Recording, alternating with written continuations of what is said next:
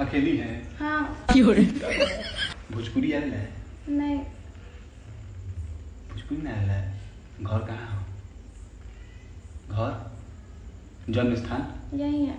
बिहार में? नहीं। हाँ यूपी में। यूपी में है, भोजपुरी नहीं आवेला है। यूपी बिहार के हो गया, भोजपुरी नहीं आवेला।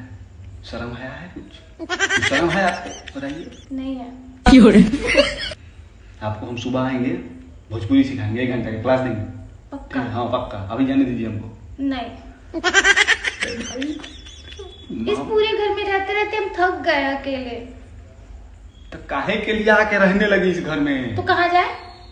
जाइए उधर पीपल ऊपर के पेड़ पे है, मस्त घर में घुस गई हैं आप। वहाँ नहीं रहना हमको। काहे?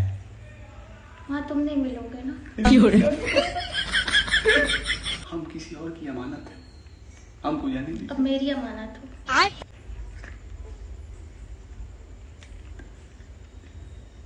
मम्मी नहीं जाना है।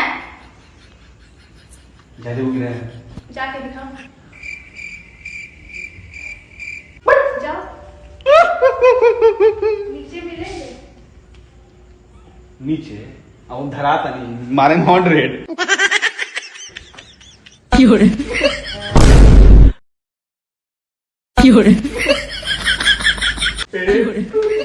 चलो चलो ऊपर चलो।